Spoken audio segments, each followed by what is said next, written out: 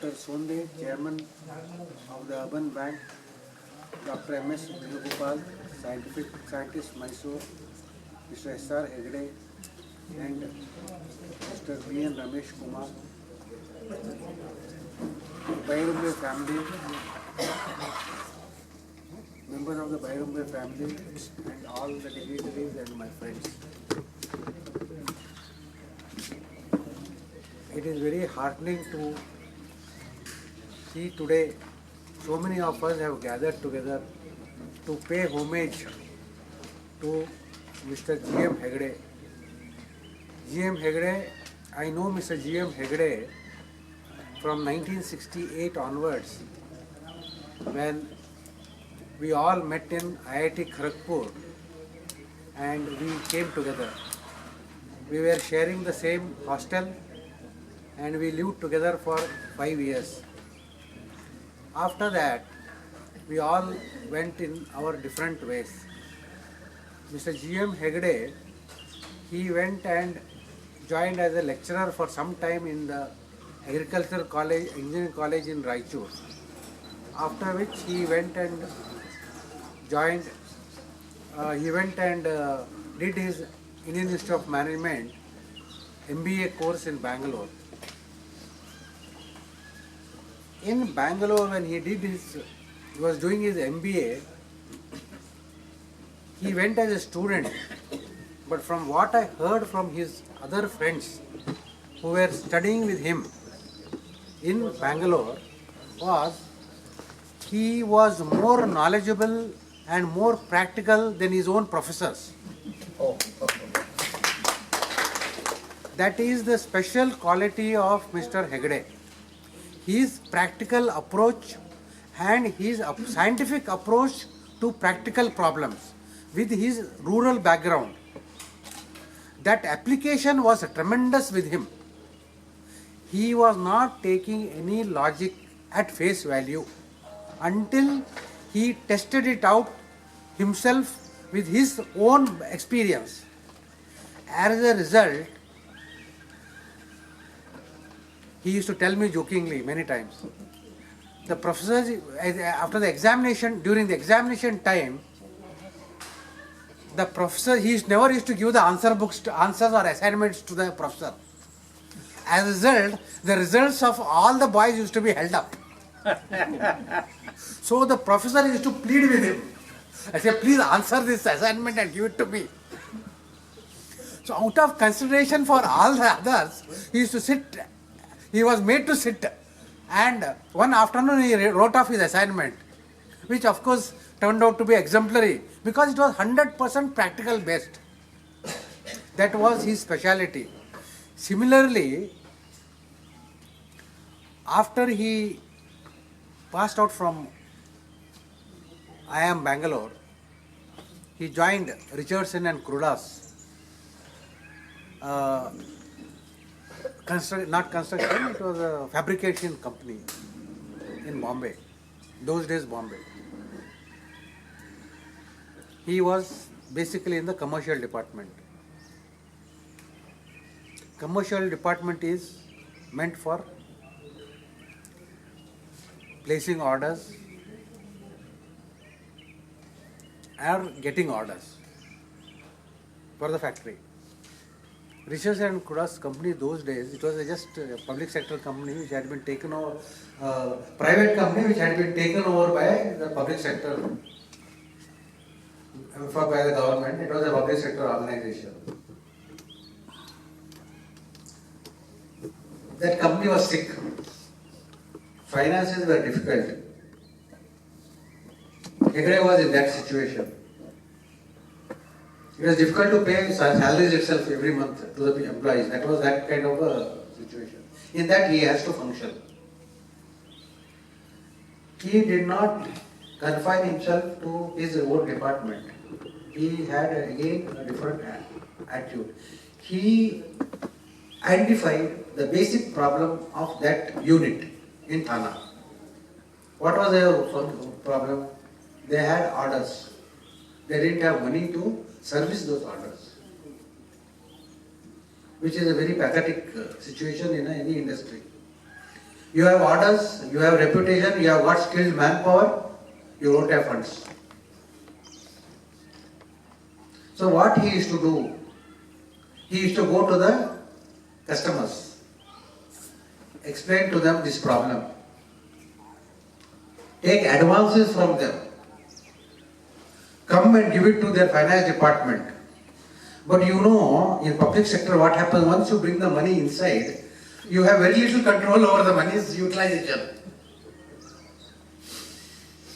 He had that strength to ensure that every pie he had got from the supplier or from the customer was utilized to fabricate equipment for that customer only and not for any other work. With that kind of a discipline and work attitude, he was extremely successful. Unfortunately, you know what happens in, especially in our system and that too in a public sector undertaking, the more risks you take, the more criticism you attract. People don't see what good things you have done. They only look at what the other aspects which are really not necessary if you look at it from a constructive angle. So he also got a little bit fed up by the time. Bombay life also was equally unattractive to him because he comes from such a wonderful place like this. No one will like to go and stay in Bombay. So he left that, decided to leave that and come and settle down here in Sirsi and address the problem. Of course, he came here primarily for his own purpose, and when he came here, he thought he started his own business. Then he also, simultaneously, he started finding that lot of scientific knowledge can be imparted to the local plantation and horticultural activities. That means teaching people, trying to explain to them, convincing them about better scientific practices, which he was obviously very successful, because from what I have been hearing when I came here, see, I know him as a friend. I do not know him as you know him, as a benefactor. That I do not know. That I came to know only last year in November 4th when we came here for his Shraddhanjali, when I met so many people here who were talking about him and who were talking and saying that they have benefited from him. Afterwards, I met a lot of people who have benefited. So, obviously, he was very, very successful in imparting his concern and knowledge to the growth of his scientific practices of agriculture and horticulture. That was one aspect. Another very important aspect which I know from him is, every year somewhere during the month of April, May, he used to go on pestering me for money. I used to get very annoyed. I say, what is this? Why you are troubling me again and again for money? Then he used to tell me, no, I say, that one student is there, very meritorious, they don't have money for studies, you better give. So I used to give. It went on for many years. And finally, after some stage, that was just 1 year before he passed away, I refused to pay him. I told him, I said, you are doing very good work in Sirsi. Let me do similar work in my place. So that logic, of course, was strong because it was logical. But what he told me is, say, you are very well off, you are earning very well, you have studied a highly subsidized education you got from IIT Kharagpur, you owe a lot to society, you can afford, you do good there, you could do good here also. So that was his compelling logic. I had no answer for that. So I had to give, and I gave willingly, of course. That was these two passions he had. Why I am telling this is, he had two passions which I could recognize. One is imparting knowledge, scientific knowledge to people in and around this area, and addressing the educational needs of poor and meritorious students here. So in these two aspects, Last year when I came here, we thought we should do something to perpetuate his memory. And what best way to perpetuate his memory than to pursue his two main passions. Ensure that knowledge which he wanted is imparted by utilizing the expertise of experts. Especially he used to talk to me a lot. He was a regular visitor to Sandur in my mines. I will come to that. What he did for me, I will come to that next. But here, he used to always come see my mines, and he was there coming from 1976 onwards. He used to revisit me in my place. I joined in 1974 Sandur Mines as a trainee. And in 2009, I became a director. So I have spent all my virtually entire life in that place. And all this time he used to be my constant visitor. He knows every aspect, every phase of my work he knows. So that time when he used to come regularly, recently, he started talking a lot about Dr. Venugopal. So that is how when they told me today that Dr. Venugopal is coming and he is going to be felicitated, I was very happy to meet such a gentleman who had the respect and earned the respect of Mr. G.M. Hegde, which is something very extraordinary, I can say. And today after hearing him, I found it really true. So similarly, we have to attract good, intelligent and practical people who are dedicated to horticulture and plantation technology and arrange lectures so that people can be benefited. Apart from that, as this is another second passion of financing and trying to help these school children or college students who are meritorious but cannot afford. So we also requested the Bhairumbe family. They said, oh yes, they are already doing it. But what I wanted was that this particular thing should be done for Mr. G.M. Hegde. So they have agreed, and then we also will, or myself, my friends and all of us, we also are hopeful that they will allow us also to do our small share of something in that direction so that we can pay real homage to Mr. Hegde. This is the benefits the Society of Sirsi and the plantations here have gained from Mr. Hegde. From my point of view, from my angle, as I was telling you, he was a regular visitor to Sandur, to my mines, and he used to see me working and my problems, whatever I was facing. My problems were technical in the beginning, for which he didn't have much of this one. Afterwards, they became different. See what happened 2011. The Supreme Court found that lot of illegal mining was going on in Bellary Hospital area. They closed down all the mines, irrespective of their legality or illegality. Our mine, which was more than 100 years old, which had a reputation of being the finest mine, also had to close down.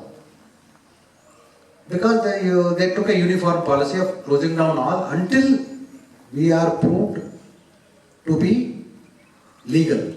That means we have to prove that we have not done any crime. They don't have to prove that we have done a crime. We have to prove that we are innocent. That took about 3 years for me to do it. One of the conditions for restarting our mines was we should show that we are doing rehabilitation and reclamation of our mining operations. That means whatever we have mined, and see, agriculture, horticulture, you are with nature. You are synergic with nature. Mining is different. It is to some extent,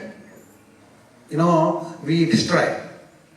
But it is also our duty to restore.